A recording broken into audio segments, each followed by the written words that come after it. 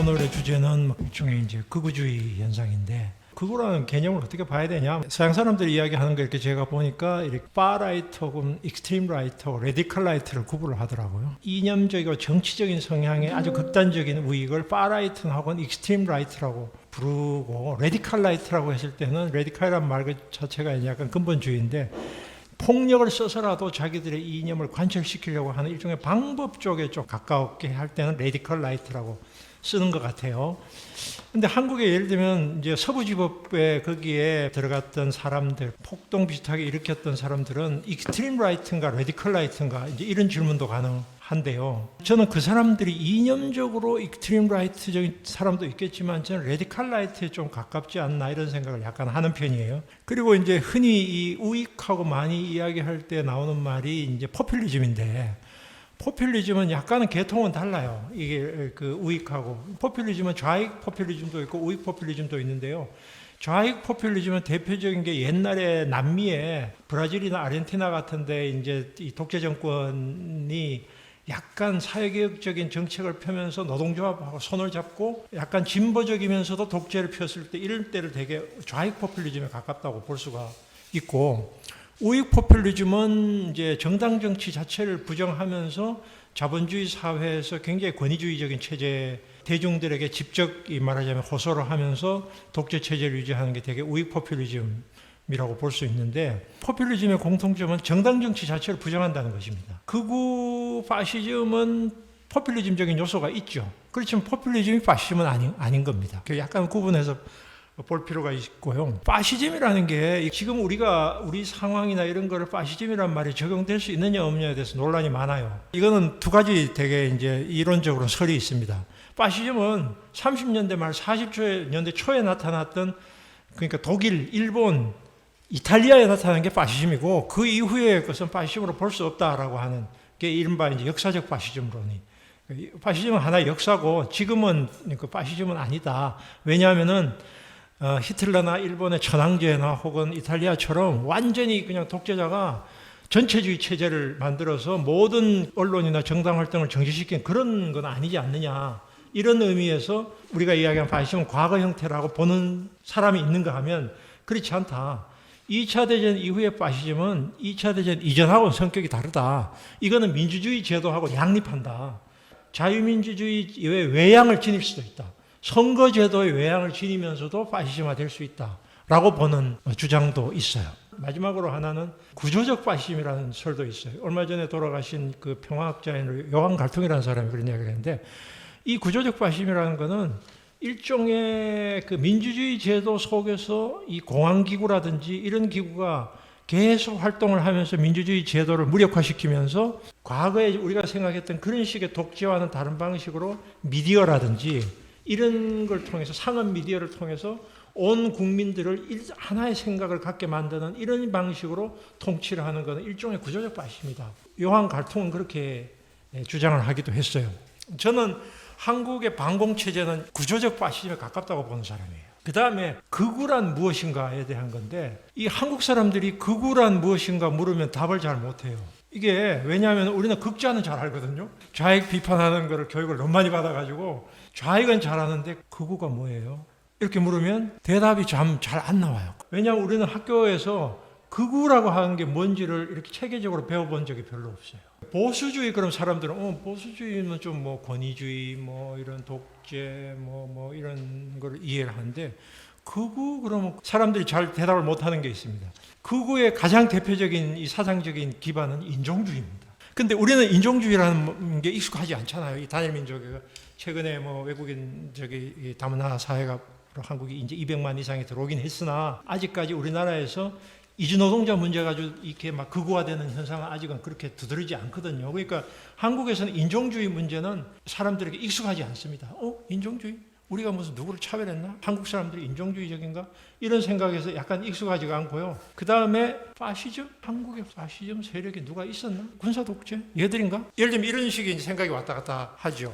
저는 이제 이렇게 이야기를 할 때 극좌와 극우가 있다. 이념적으로 양쪽 극단이 있다. 보자. 극좌는 뭐냐? 극우는 뭐냐?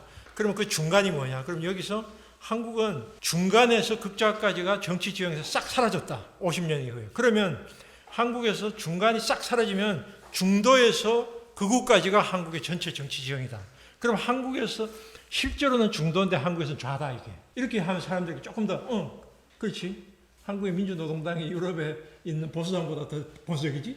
그럼 중도, 이 중간은 뭐지? 그래서 이념적으로 이거를 설명을 할 때 그렇게 이야기를 하는데요. 극우는 기본적으로 이제 보수주의에서 나왔고, 보수주의는 그냥 교과서적으로 이야기를 하면은 전통주의, 가족주의, 민족주의, 종교적 근본주의. 이제 여기서 나왔고, 이 보수주의의 한 흐름 속에서 가장 극단적인 형태가 극우라고 본다면 그것이 인종주의와 종교적 근본주의를 대체로는 극우라고 볼 수가 있겠다. 근데 이 극우는 민주주의 제도나 절차를 다 무시하고 언론 자유 같은 걸 다 무시하고 자본주의 체제에 자본가가 원하는 것을 100% 실현할 수 있는 체제를 만드는 거. 이게 극우라고 볼 수 있습니다. 자본가가 원하는 그런 방식으로 규제를 완전히 없애버리고 노동조합 자체는 이거는 좌익이고 노동조합 자체를 원천 부정하고 전통이나 가족 가치나 우리가 흔히 신자유주의라고 이야기하는 레이건이나 대처는 보수주의인가 자유주의인가?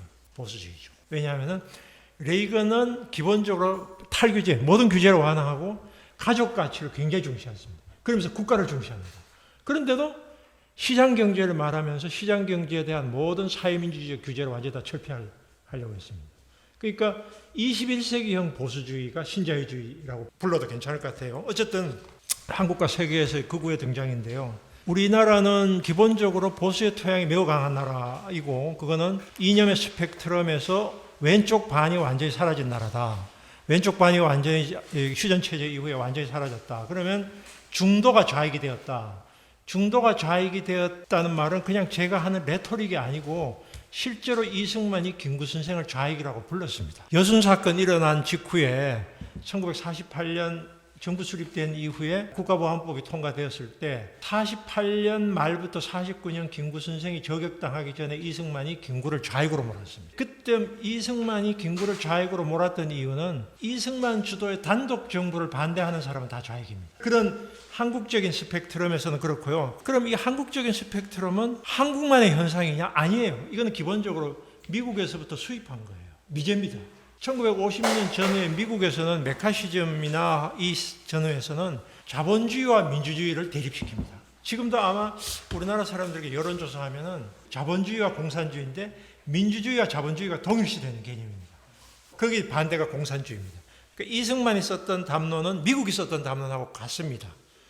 그래서 이런 상태에서 조봉암 선생 같은 사람이 결국은 처형을 당하게 되죠. 59년에.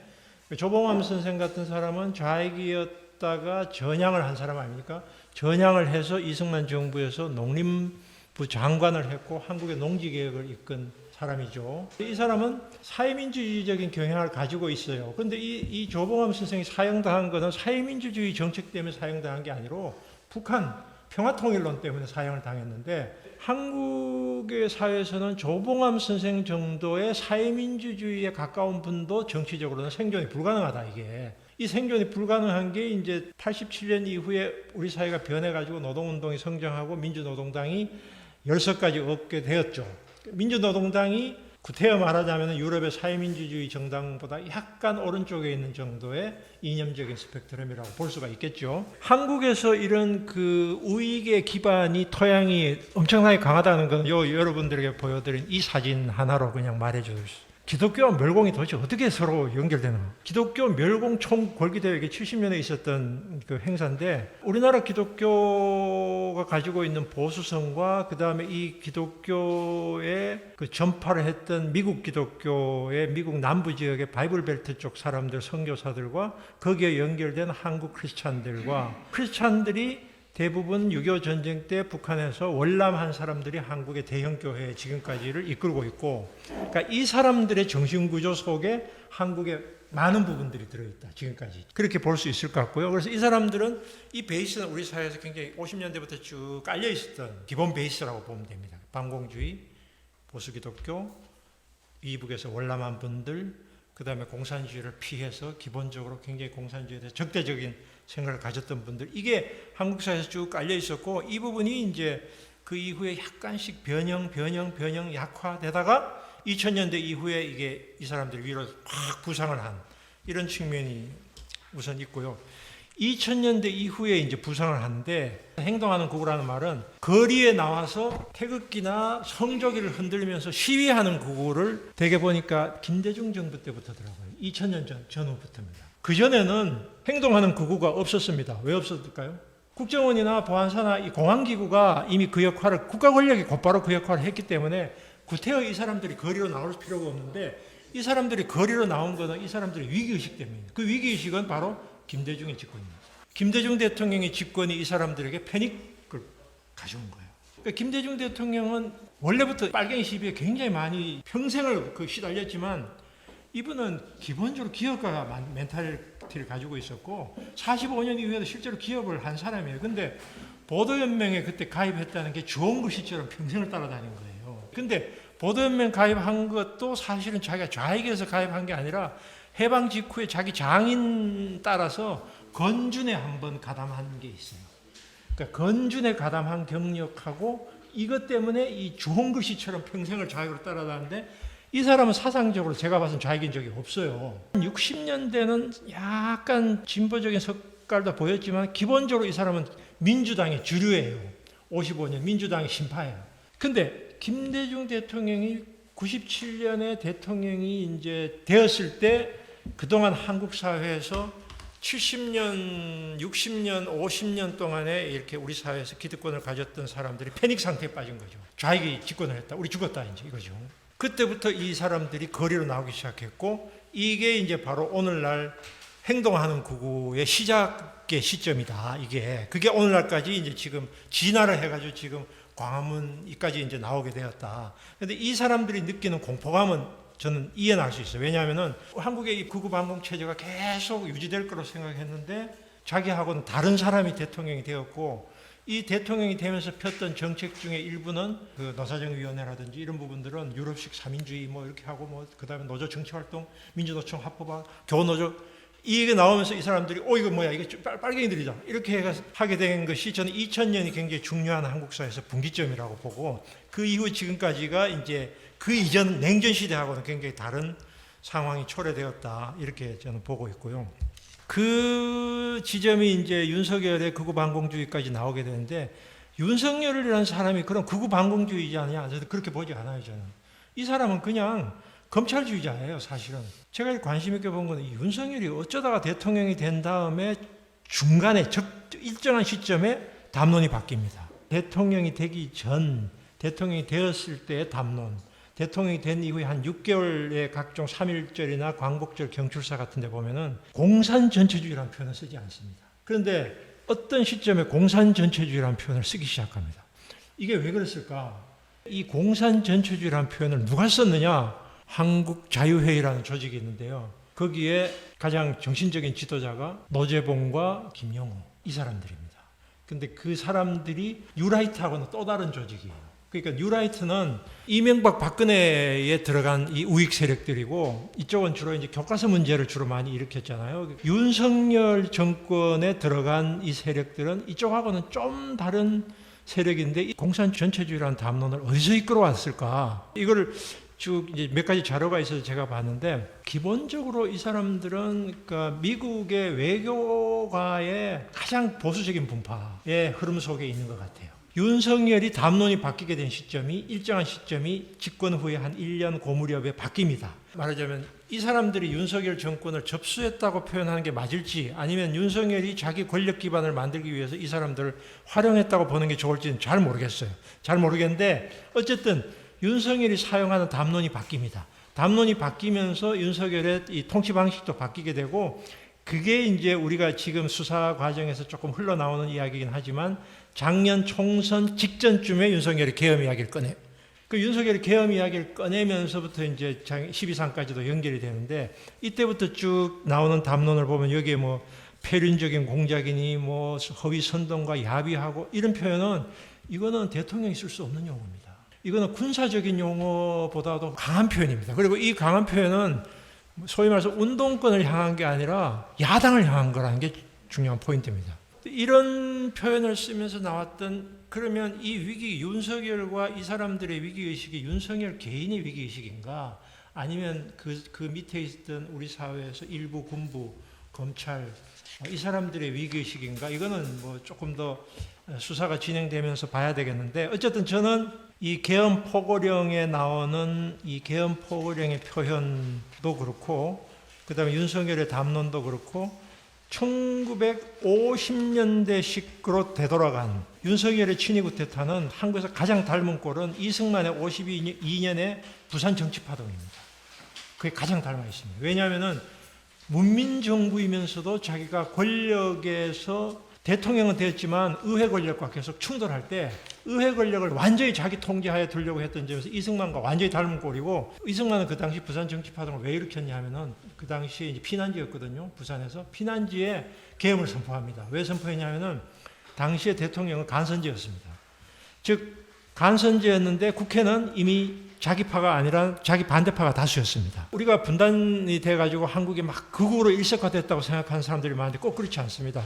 48년 재헌의 선거나 50년 6.25 직전 5.30 선거를 보면 꽤 중도파들이 많이 당선됩니다. 이 중도파들은 이승만을 제대로 인정하지 않았어요. 그렇기 때문에 간선제가 되면 이승만 다음에 대통령이 안 되게 돼 있습니다. 그래서 이걸 직선제로 바꾸기 위해서 결국은 국회 내에 있는 몇 사람을 플락치로 몰아가지고 간첩 사건을 일으키면서 국회의원 체포를 하게 하고 결국은 밀어붙이는데, 그게 부산 정치파동이고, 그래서 이승만은 8년 집권을 더 하게 되죠. 그래서 이승만의 친위 쿠데타와 윤석열의 친위 쿠데타는 굉장히 닮은 꼴이에요. 그러니까 의회 권력과 대통령 권력의 충돌이라고 볼 수도 있고요. 그 다음에 기본적으로 민주주의라는 제도는 도입되었지만 왕조적 마인드를 가진 사람들, 즉 프랑스 혁명 때 왕당파 같은 사람들, 그 귀족정이 계속 유지되길 원하는 사람들의 마인드예요. 검찰 출신으로 윤석열의 마인드는 기본적으로 귀족정입니다. 아니 무식한 놈들이 어떻게 정치를 해, 이놈들이, 이거예요. 우리가 제일 똑똑한데 우리가 해야지. 그러니까 말은 표현을 안 하지만 21세기형 왕당파, 21세기형 귀족정을 만들려고 했던 그 시도가 이런 형태로 이제 표현되었다, 저는 이렇게 보고 있고요. 12.3으로 끝난 게 아니라 그 다음 사건이 훨씬 더 중요한 것도 볼 수 있는데, 이제 김민재 의원이 이 백골단이라고 불려진 청년들 끌고 와가지고 국회에서 기자회견 하는 거, 약간 코미디에 가까운 것인데, 그 다음에 이제 오른편에 이제 서부지법 이 난동인데, 이 두 사건이 바로 12.3 계엄 이후에 우리 사회에서 이렇게 잠복되었던 권력 쪽의 극우가 아니라 시민사회 내에서의 일종의 뭐라고 할까, 극우라고 할까요? 이 세력이 밑으로 쫙 올라온 이 사건으로 이제 볼 수가 있고, 이 사건은 이제 동시대에 다른 나라에 있었던 바로 이제 2021년에 미국의 트럼프가 선동한 의회 폭동, 그 다음에 같은 시기에 있었던 브라질의 보소나루라고 하는 사람이 대통령에서 떨어지자마자 일으켰던 폭동, 이 두 가지하고 거의 닮은 꼴입니다. 거의 유사합니다. 한국의 12.3 계엄 이후의 우익의 폭동은 브라질하고 미국하고 완전히 닮은 꼴이다. 그러니까 이 맥락 속에서 이거를 한국의 역사 속에서도 봐야 되지만 세계사적인 맥락에서 보자. 그러면은 이제 결국은 이것에 말하자면 원조격이라고 할 수 있는 트럼피즘의 문제가 이야기될 수 있고, 트럼피즘의 이른바 마가 프로젝트, 이제 이 문제가 이제 결국은 나오게 되는데, 이 마가 프로젝트에 대해서도 여러 가지 썰이 있습니다. 한국의 국제정치학자 중에서 이제 굉장히 주목할 만한 책을 쓴 이제 성균관대학의 이제 차태서라는 사람이 있어요. 미국의 30년 어떻게 트럼프가 대통령이 당선되었는가 그걸 분석한 책인데, 이 책은 제가 보니까 트럼프는 19세기 잭슨이라고 하는 사람, 잭슨주의의 부활이다, 이렇게 설명을 하고 있어요. 강한 인종주의, 미국 중심주의, 고립주의, 백인 우월주의, 이런 게 잭슨주의라고 하는데, 제가 최근에 또 다 읽은 책에는 트럼프는 1960년대 버클리라고 하는 당시에 공화당 대통령 후보가 있는데 버클리의 부활이다, 이렇게 주장하는 사람도 있어요. 그러니까 이 버클리는 보통 선거권을 흑인에게 주는 걸 반대했던 사람입니다. 흑인에게 보통 선거권을 줄 수 없다. 백인 우월주의를 주창했던 60년대 버클리라고 하는 대통령 후보가 결국은 트럼프 형태로 부활했다, 이렇게 보는 사람도 있고요. 또 다른 사람들은 트럼프는 이미 그 미국에서 이렇게 부시 정권 때 9.11 이후에 뉴라이트 세력들, 익스트림 라이트, 이 사람들이 나올 때 이미 트럼프는 예고되어 있었다, 이렇게 보는 사람들도 있어요. 뭐 여러 가지 썰이 있는데, 어쨌든 트럼프주의의 기본 방향은 인종주의입니다. 백인 우월주의고 고립주의인데, 고립주의라는 말은 미국이 이제 외국에 개입하지 않겠다는 이야기인데, 19세기 고립주의하고는 좀 달라요. 지금 뭐 트럼프가 당선되자마자 러시아 우크라이나 전쟁 중단시키겠다 큰 소리 뻥뻥 쳤는데, 지금 안 됐지 않습니까? 지금 가자 이거는 지금 자기가 중단시키겠다고 지금 저렇게 하고 있는데 미국이 국제정치에 개입하지 않는 건 아니죠. 지금 왜냐하면 21세기 금융자본주의 체제하에서 어떻게 19세기를 돌아갈 수 있겠어요? 불가능한 이야기고요. 제조업 부활, 미국이 다시 제조업을 자기들이 끌어와가지고 가겠다. 이것도 사실은 말도 안 되는 프로젝트인데 어쨌든 트럼프의 머릿속에는 이제 이런 생각이 말하자면 신민족주의, 민족적 보수주의, 반세계화주의, 우익 포퓰리즘 뭐 이런 요소들이 이제 있다고 생각합니다. 근데 이제 저는 여기에 한 가지를 더 추가하고 싶은데 트럼프주의는 이명박식의 기업가 지상주의의 형태도 있다. 이게 기업가라는 영어로 단어가 두 개가 있죠. 엔터프레니어라고 해도 있는데 그거는 약간 경영자적인 개념에 가까운데 트럼프는 엔터프레니어라기보다는 일종의 한국식의 재벌 오너에 가까운 건데 기획 건설업자잖아요. 그러니까 결국은 그 정치 권력하고 각종 협잡이나 사기 쳐가지고 이제 돈벌이 했는 사람인데 이 기업은 기본적으로 독재 체제잖아요. 오너가 명령 내리면 곧바로 집행해야 되고 기업에 내에서는 야당이 없잖아요. 의회도 없잖아요. 그런 마인드가 가지고 있는 사람이 이게 대통령이 되었을 때 그런 식으로 결국 너 나가 당장 해고도 막 그런 식으로 하잖아요 지금. 그래서 이게 결합이 되어 있는 그런 인물이다 이렇게 저는 보고 전 세계의 유럽의 극우화를 지금 보여주는 지도가 있어서 제가 하나 가져왔는데 유럽의 극우화는 최근에 가장 가까운 것부터 이야기하면 독일의 대안이라고 하는 AFD라고 하는 정당이 있는데 이게 제2당으로 3인당을 앞질러서 올라갔고요. 동독 지역은 이 사람들이 석권을 했습니다. 프랑스에서는 작년에 있는 총선에서 1차 선거에서는 1등을 했다가 2차 선거에서는 극우 정당이 다시 이제 조금 후퇴를 했고요. 이탈리아는 극우 수상이 지금 수상에 집권을 했습니다. 그리고 포르투갈이나 스페인 같은 경우도 한때 포데모스니 이런 정당이 꽤 약진을 했는데 지금은 이 정당들이 다 후퇴를 하고 극우 쪽으로 갔고 유럽에서 최악의 극우 정당이 집권한 나라는 헝가리입니다. 오르반이라고 하는 사람이 지금 거의 준 독재 히틀러 비슷한 사람인데 그런 체제를 취하고 있고 폴란드도 비슷합니다. 그래서 스웨덴도 극우가 지금 수상이 됐고 오스트리아는 극우가 집권했습니다. 이게 극우 수상이 됐고요. 그래서 대개 10%에서 20% 정도 지지를 얻고 있습니다. 이 극우 현상은 이제 전 세계적인 현상 맞고요. 이 나라들의 극우는 대체로 이민자 문제가 가장 큰 핵심 이슈고 독일에서도 동독 쪽 지역이 극우 AfD가 다 집권한 이유는 동독이 바로 폴란드하고 인접해 있어서 이민자들이 가장 많이 들어온 지역이고요. 그 다음에 경제적으로 서독의 지역에 비해서 매우 낙후되어 있는 지역입니다. 그래서 낙후된 지역에서의 어쨌든 독재 정권이나 이 극우 정권이 이 창궐을 하는 현상들을 이제 볼 수가 있습니다. 한국에서의 그 극우의 정치 사회적 기반을 저는 세 가지로 봅니다. 하나는 전통적 극우, 종교적 극우, 그 다음에 2030 청년 남성 극우입니다. 그러니까 전통적 극우는 대체로 세대로 본다면 70대 이상의 아저씨 할배들의 전통적 극우에 가깝고요. 종교적 극우는 이제 대개 기독교 근본주의이고 복음주의 기독교인들이고요. 2030 청년 극우인데 청년 극우는 모든 청년들이 극우는 아닙니다. 여기는 두 세력이 있는데 강남 부자들, 그러니까 세습 부자 청년들하고 지방에 있는 말하자면 실업 청년들. 그래서 전통적 극우는 한국전쟁 참전자들은 거의 도고서 가셨으니까 대체로는 베트남 전쟁 참전자와 그 다음에 우리나라 인구를 반을 차지하는 남성들 중에서 60대 이상의 군대 갔다 온 남자들. 이 사람들이 가지고 있는 그리고 이 전통적 극우는 기본적으로 유교주의적인 극우라고 볼 수도 있겠죠. 가부장주의와 그 다음에 이 군사정권에 굉장히 익숙해져 있고 길들여져 있는 세대론적으로 그런 게 볼 수가 있고요.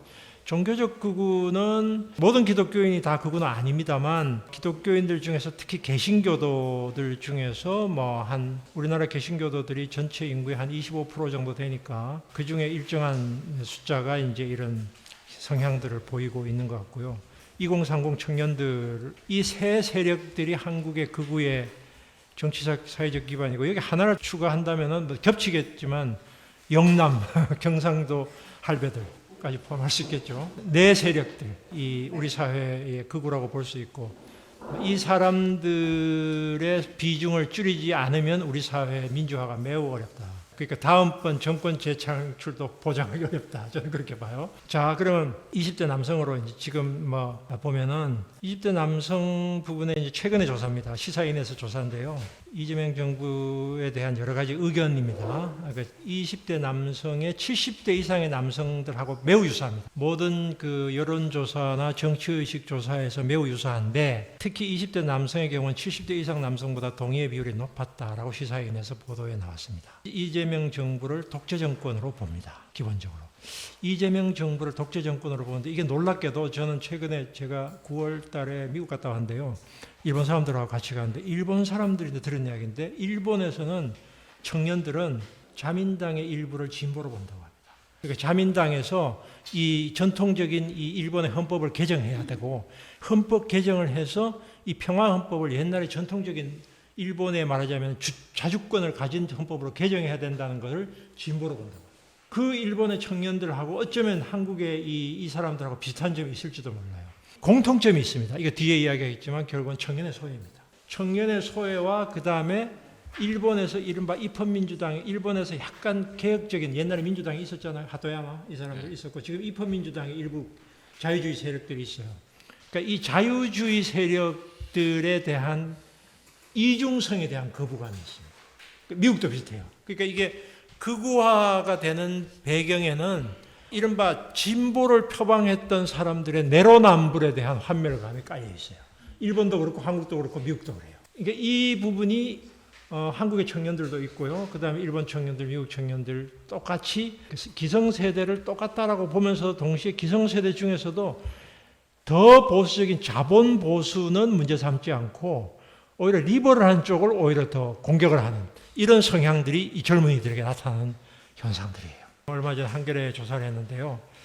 우리나라에서 그럼 극우라고 부를 수 있는 사람들의 비중이 얼마인가 이거를 이제 몇 가지 설문을 넣었어요. 예를 들면 서부지법 사태를 어떻게 생각하느냐, 문제가 생겼을 때 폭력을 사용해도 괜찮다고 생각하느냐, 이 몇 가지 지표를 넣었을 때 극우로 분류될 수 있는 사람을 우리나라 인구 구성의 한 15% 정도로 보는 것 같아요. 현재 이제 국힘 지지가 한 30% 된다면 그 중에 한 반 정도의 극우라고 볼 수 있는데 이제 이거를 아주 그 정교하게 사회조사를 해서도 알 수 있지만 동시에 국힘이 지도부가 표명하는 노선을 보고도 약간 알 수가 있습니다. 중국인들의 뭐 이 의료보험 뭐 이거 공짜로 하고 그 다음에 무슨 부동산 쇼핑하고 이 세 가지를 막는 걸 하겠다. 저게 공당의 대변인이 저런 이야기를 해도 되나? 이런 생각이 들 정도. 근데 공당의 대변인이 중국 혐오를 조장하는 법안을 저렇게 발의한다는 것은 그 사람 개인의 문제보다는 국힘 사람들이 저게 표가 된다고 생각하기 때문에 저런 게 아닐까라는 생각이 들었어요. 저게 표가 된다는 말은 자기들이 이렇게 하는 게 오히려 말하자면 집토끼들을 더 확실하게 단결시키면서 이제 영남 베이스, 영남에 있는 보수 세력들하고 일부 이 사람들을 확실하게 단결시키면서 자기들 확장하는 게 자기들의 정당에 도움이 된다고 판단하기 때문이 아닐까. 그게 저는 놀라웠습니다. 이건 왜냐하면 이거는 정말 일베나 이런 쪽에서 하는 이야기거든요. 밖에서 이제 이 광화문에서 이 성조기 흔드는 사람들이 할 이야기인데 그거를 국힘이 그러면 극우 정당으로 이 사람들이 그쪽의 방향이 자기들이 옳다고 보는가? 국힘에서 사람들이 떨어져 나오지 않는 건 저는 이해를 합니다. 왜냐하면은 이 떨어져 나왔다가는 다음번에 자기들 지자체 선거나 총선에서 당선될 가능성이 없거든요. 그리고 이 정치 자금이 여기에 국힘이 있기 때문에 설사 자기 지도부들의 노선에 반대하는 사람들조차도 일단 입 다물고 있는 건 이해가 가요. 이 직업 정치가들이 그렇게 하는 거. 근데 저 지도부에서 저렇게까지 나가는 게 그럼 한국의 국힘의 극우화의 현상으로 이걸 이해를 해야 되나? 뭐 이런 생각이 조금 들었어요. 어쨌든 이 사람들이 이제 15%가 아니라 자기들은 이 사람들이 30%라고 생각하고 있을지도 모르겠다. 이런 생각이 들었고요. 그 다음에 이제 개신교 부분인데요. 이거 똑같은 조사인데요. 개신교들도 지금 대선에 중국이 개입했다는 주장은 일리가 있다. 그렇다가 1번이 뭐냐? 목사고요. 목회자입니다. 2번이 장로 권사고 3번이 집사, 4번이 평신도인데 평신도하고 예를 들면 집사가 좀 건강하고 목사들이 제일 문제입니다. 목사들이나 목회자들은 실질적으로 그렇다라고 하는 사람이 반이 넘어요. 이거 굉장히 위험한, 실제로 이 목회자의 반수 이상이 중국이 한국 선거에 개입했다라고 생각한다. 이거 정말 이게 그냥 단순한 무슨 뭐 일베나 캠코 이런 사이트에 나오는 이게 뭐 찌라시가 아니라 목회자들이 이렇게 생각하고 있는 게 정말입니까? 이게 좀 약간 믿어지지 않을 정도인데 어떤 한 가지의 생각이 일방적으로 계속 그쪽에 주입이 되거나 그렇게 생각하는 사람은 그렇게 될 수도 있나? 한국의 우익 극우나 우익 세력이 가지고 있는 특징은 미국이나 일본의 우익들은 애국자인데 한국의 극우나 우익들은 애국자가 아니잖아요. 한국 반대쪽으로 지금 가고 있잖아요. 명동에서 지금 중국 혐오 막 그냥 시위하면서 중국 관광객들 하나도 안 들어오고 나라 망하게 생겼는데 지금 어쨌든 나라가 망해도 좋다는 거 아닙니까? 지금 이런 이제 행동을 하는 사람들이 있습니다. 세 번째, 청년극우입니다. 청년극우는 앞에 이 사람들하고는 또 다른 이유로 극우인데 청년극우의 기본적인 생각은 능력주의와 승리주의입니다. 능력주의는 잘난 사람들이 많은 보상을 받는 건 너무 당연하고 내가 이 사회에서 굉장히 어려움에 처한 건 내가 못났기 때문이다. 이거예요. 이게 능력주의고요. 승리주의라는 건 뭐냐면 이긴 편 우리 편이에요. 광주 5.18 유족들이 뭐 화해, 보상, 진실규명 이야기하면 이 청년들 생각은 어이 찌질한 놈들. 전두환이 봐. 권력 잡았잖아. 이거예요. 그러니까 이게 기본적으로 이 정서라고 이해를 하시면 됩니다. 우리가 막 민주화운동 이야기를 하면서 옛날에 민주화운동 이렇게 열심히 해서 이렇게 우리 사회가 민주화됐다. 근데 민주화운동 사람들 어떻게 됐어? 가난하잖아. 이거예요. 기껏 해가지고 당신들 이렇게 못 살잖아. 그럼 뭐야? 부자 20대나 가난한 20대나 별 차이 없습니다. 능력주의나 경쟁주의가 내면화되어 있고 승리주의는 힘센 놈 우리 편 이겨야 돼. 강자가 돼야 돼 라고 하는 건데 이게 이제 보수주의의 이 극우주의의 전형적인 특징인데 이게 이제 이 사람들이 이준석 지지로 나타나 여기 보이듯이 여성들과 남성의 차이가 두드러지는데요. 왜 남성 20대가 이렇게 됐는가는 여러 가지 설명이 필요한데 남성 20대는 상대적으로 아무리 남녀가 우리 사회가 어느 정도로 동등했다고 하더라도 여자들은 아직도 우리 사회에서는 소수자이고 어느 정도는 피해자입니다. 그런데 남성들은 기본적으로 권력지향성이 가지고 있을 뿐더러 자기가 가지고 있는 기득권이 남성성이라는 게 있습니다. 그 어떤 사회든지 그 남성성이라는 게 옛날에도 있었고 지금도 있었는데 옛날에는 다른 우리 사회 문제가 압도를 했기 때문에 남성성이 두드러지지 않았습니다. 묻혀 있었던 거죠. 근데 다른 이슈가 밑으로 꺼지면서 남성성이 위로 부각을 하면서 젊은이들의 입장에서는 자랄 때부터 우리 사회를 전체적으로 볼 수 있는 교육이나 훈련을 받은 적이 없습니다. 예를 들면 뭐 정치가 어떠하고 뭐 사회가 어떠하고 그런 상태에서 가장 자기에게 가까운 데 있는 적을 발견하게 되고 그 적이 자기의 오늘의 고통의 불안의 원인이라고 설명하게 됩니다. 근데 이거는 한국의 젊은이들뿐만 아니라 이건 미국, 일본 다 똑같습니다. 우경화되는 젊은이들이 가지고 있는 사회심리적이고 정치적인 기반은 비슷합니다.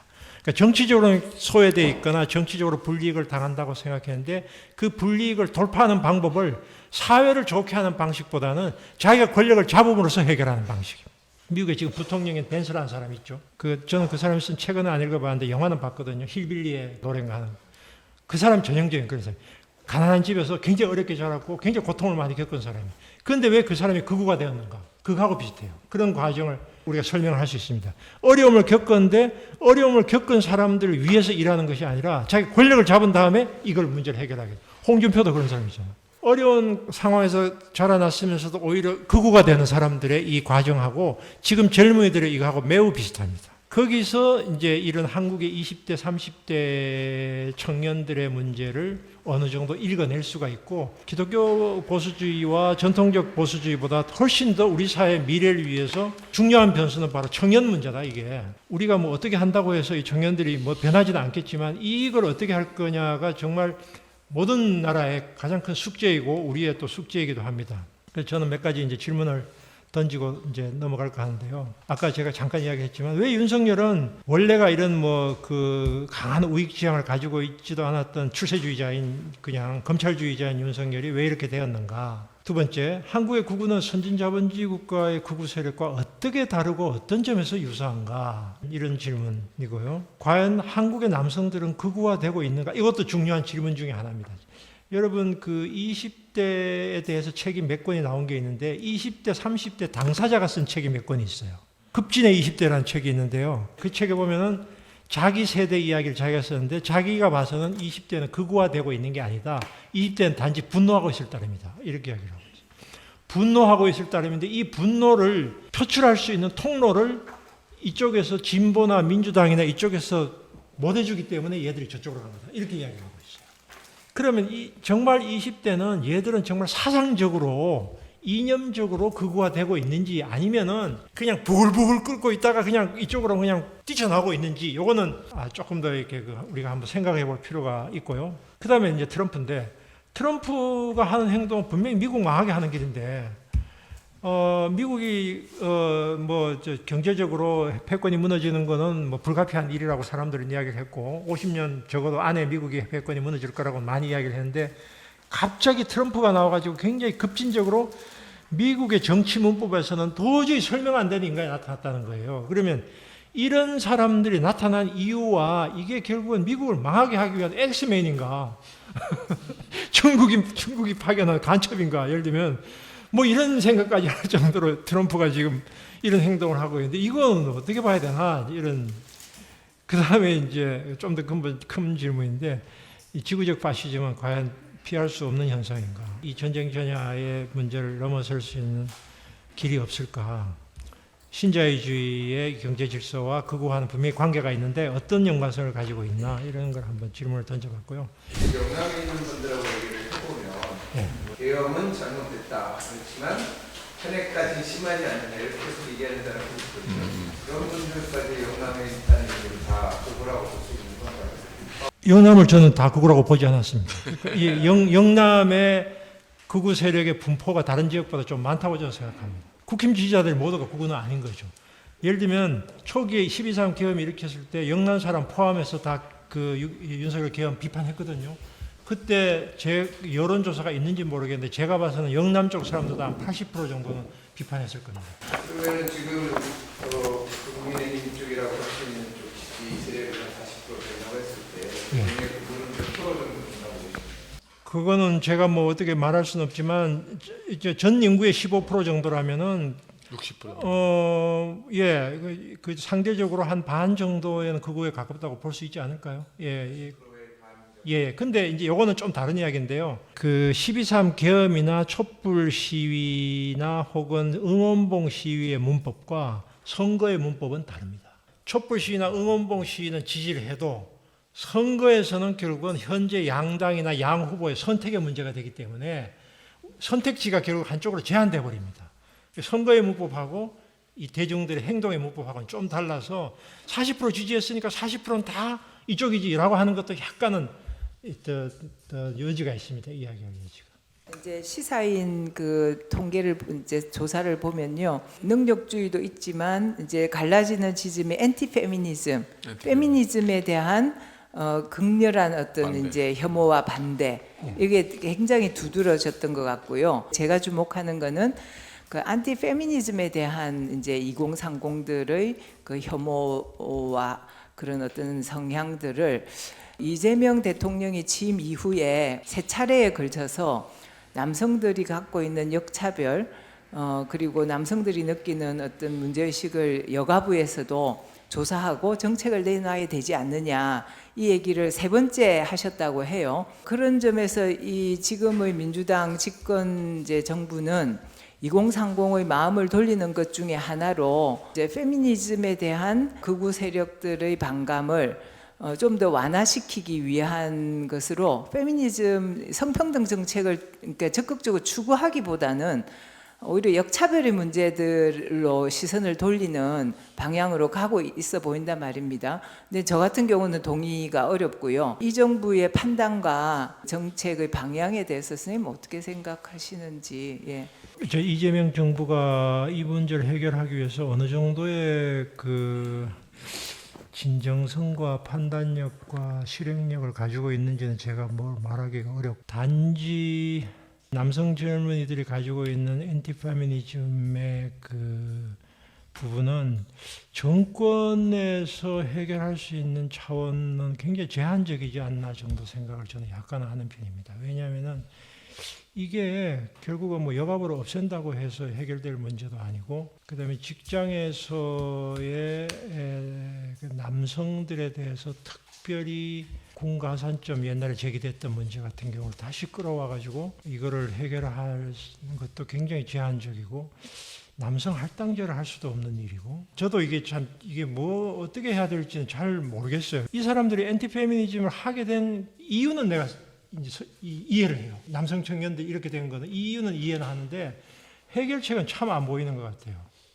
왜냐하면 이게 굉장히 구조적인 문제라서 이게 정권이나 제도로서 해결할 수 있는 부분이 참 없지 않나 이런 생각을 해서 잘 모르겠습니다. 예. 이해하신다. 왜 그렇게 되는지 이해하신다고 예. 하시는데 왜 그렇게 될까요?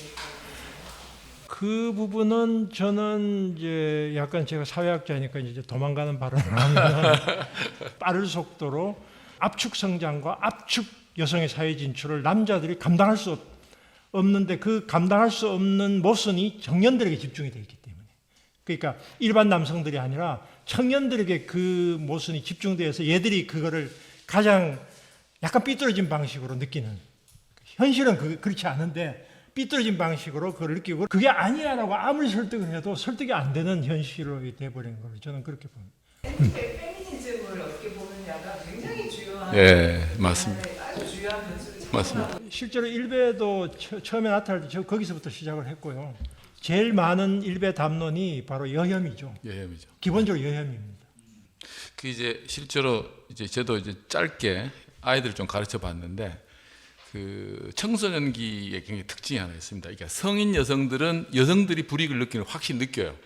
그래서 아직도 우리 사회에는 여성 운동 혹은 페미니즘이라는 그 운동이 굉장히 많이 필요한 건 맞는데 청소년기에 어떤 문제가 있냐면 학교 현장에 가보면요. 선생들이 대체로 지식인들이잖아요. 지식인 되게 리버럴합니다. 대체로. 그래서 되게 미국식으로 말하면 PC주의, 정치적 올바름주의를 빨리 받아들여요. 그런데 학교 현장에서 아이들은 어떻게 느끼냐면 여자와 남자가 부딪히면 언제나 선생은 여자 편을 든다 이렇게 느껴요. 이게 첫 번째. 교사의 관료주의하고 관계가 있습니다. 교사들의 약간 안일한 태도 관계가 있습니다. 두 번째는 입시제도에서 여자들이 유리해요. 요즘은. 뭐냐면 내신에서요. 그 수행평가 같은 거 있죠. 남자아이들보다 확실히 여자아이들이 더 유리해요. 실제로. 우리 때와 다른 게 이렇습니다. 우리 때는 가능성 없지만 뭔가 이렇게 작업의 가능성이 있다고 믿고 되게 여자들과 같은 반 수업을 되게 좋아해요. 좋아해서 저희들 때는. 요즘 애들은 싫어합니다. 여자애들과 수업 같이 할래라고 반을 만들면요. 선생님 싫은데요. 이렇게 얘기해요.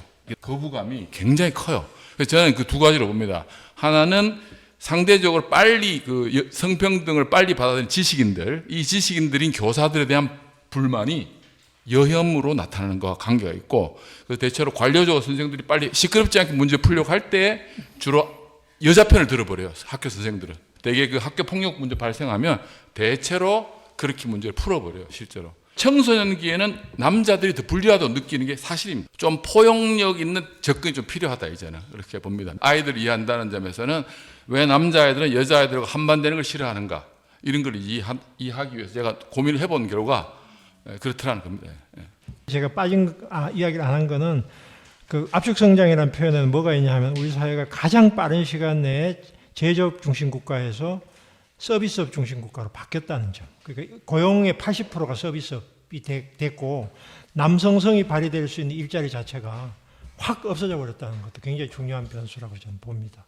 어쨌든 그 여성들이 훨씬 더 유리하게 돼 있는 이 말하자면 잡이 자체가 좋은 잡도 그렇게 돼 있는 부분. 네.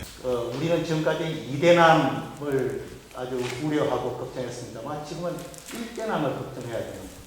더 나빠지지 않게 하기 위해서라도 뭔가 조치를 해야 되는데 더 나빠질 수밖에 없을 것 같은 상황. 그게 일대남으로 기속이 되는 것 같아요. 제가 하는 단체에서 지금 곧바로 이번 주에 그 1020 그거를 지금 시작을 합니다. 그 강좌를 그래서 이제 교사들 대상으로 지금 왜냐하면 지금 말씀하신 부분들을 현장 교사들인데 전 여러 번 들었어요. 10대부터가 문제다 이게 20대가 문제가 아니라 10대부터가 매우 심각하다. 이걸 선생님들이 학교에서 경험한 분들이 이야기를 많이 하더라고. 10대 남자들 특히. 그래서 그럼 학교에서 얘들을 어떻게 가르쳐야 이 10대부터 이 문제를 과연 가르쳐서 될 일인가 이게 이런 그 딜레마에 교사들도 지금 상당히 그 어려움에 처해 있는 게 사실이고요.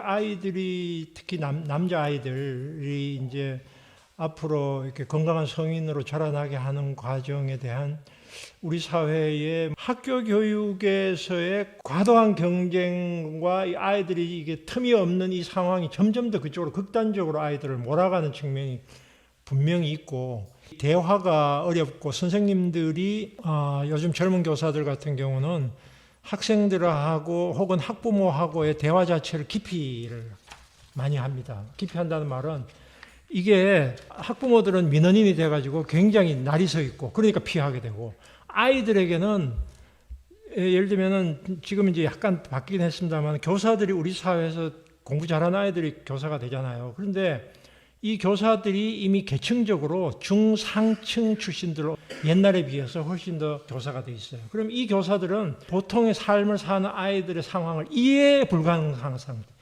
상태에 빠져가지고 학교에서도 아이들의 면담 기피하고 대화 자체가 안 되고 그 학교에서 딱 그 근무 시간 끝나면 곧바로 집으로 도망가고 이런 상황에서 이 아이들을 어디선가 케어할 수 있는 데가 없어요. 사실은 지금 그게 이제 대화 부재나 이런 게 훨씬 더 그 극단화를 부추기는 것 같은 생각이 되고요. 그래서 제가 아직 읽어보진 않았는데 일본에서 오에 겐자부로가 그 옛날에 썼던 소설에 세븐틴이라는 소설에서 왜 일본의 이 아이들이 극우화되는가에 대한 그 소설을 쓴 게 있다고 합니다. 그래서 제가 그 줄거리만 봤는데 그 맥락이 한국에 지금 굉장히 많이 적용이 될 수 있을 거예요. 세븐틴이라는 그 소설인데 그게 뭐냐면은 어떻게 이 사회적으로 찌질이로 이게 학교에서 공부도 못하고 극우의 선봉장이 되는가. 그러니까 존재를 인정받는 과정.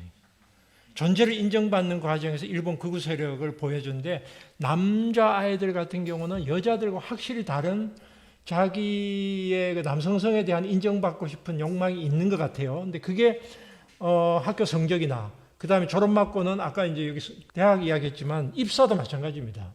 기업 같은데 20대 중반에 해서 보면은 압도적으로 여자들이 우수합니다.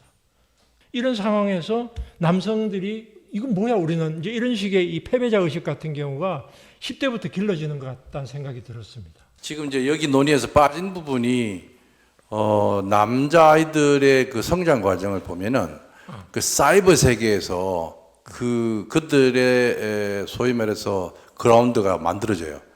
그 사이버 세계에서 일어나는 남자애들의 그 상호작용을 분석해 보면은 엄청나게 이제 남성 중심이고 여성 폄하적인 발언을 하고 있고, 기존의 기득권에 대해서 대단히 그 무시하고 비판하고 비난하는 그게 하나 있어요.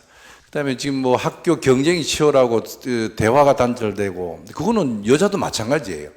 남자만 그런 게 아니라 여자들도 똑같이 경쟁에 처해 있고 관계 단절을 경험하는데 왜 남자만 그러냐 이 부분에 질문이 되는 건데 기본적으로 앞서 얘기한 것처럼 지금의 교육 체제에서 남자애들이 절대적인 열세를 보이고 있다. 예전에는 뭐 영어하고 국어 쪽은 여성들이 점수가 높고 수학과 과학은 남학생들이 점수가 높다 그러는데 지금은 전 학년의 전 과목에 여학생 점수가 높습니다. 그러다 보니까 그러니까 지필 평가 방식의 꼼꼼함, 근면함, 성실함을 얘기할 때는 남자애들이 일단 열세 있다. 그러니까 집에서 엄마한테 야단 맞고 학교 가면 여선생님들이 80%인데 여선생님들한테 야단 맞고 친구인 여자 친구들한테 다 경쟁에서 뒤지고 또 얘네도 군대를 가야 되는데 여자애들은 군대 안 가고 군대 갔다 오면은 그나마 없는 일자리조차도 여자들이 먼저 차지해버리고 이게 이제 2019년부터 대기업의 공채 제도가 없어지는 분위기로 갔어요. 그러다 보니까 어디에 졸업하자마자 직장을 가질 수 있는 가능성이 매우 낮아져 버리고 경력직 뽑게 되고 그러니까 이제 이 초기에 사회 진출하는 부분에도 대단히 어렵게 지금 되어 있는 구조입니다. 그러니까 뭐 하나의 변수가 아니라 여러 가지 복잡한 변수인데 이제 다만 이번 뭐 대선 때 교사의 정치 기본권을 얘기하면서 정치 교육을 민주 시민 교육을 강화해야 된다라는 주장을 합니다. 그게 안 되는 이유가 학생들 남학생들의 그 소위 말해서 텅 비어 있는 공간 안에 앞서 말씀하신 것처럼 사회를 바라보는 시각을 주지를 못하고 있는 거예요. 그러니까 학교에서 정치적인 논쟁, 사회적인 이슈들을 직접적으로 논쟁할 수 있는 그런 시간들을 갖지 못하니까 이게 뭐 사회가 어떻게 돌아가는지 알 수도 없고 딱 자기 중심적인 시각에서 정치의식이 비어있는 공간에 사이버 내란과 같은 조작이 일어날 수 있고 거기에 대단히 쉽게 흔들려 왔던 게 지금이고요. 그 강화하려면은 학교에 그런 논쟁적인 정치교육이라는 게 뭐 파당적인 교육이 아니라 뭐 우리가 헌법을 가르치고 민주 시민으로서 세계 시민의식을 가르치고 이런 것들인데 그 포션이 지금 너무 빠져 있다. 그런 부분은 강화할 필요가 있다 저는 생각됩니다.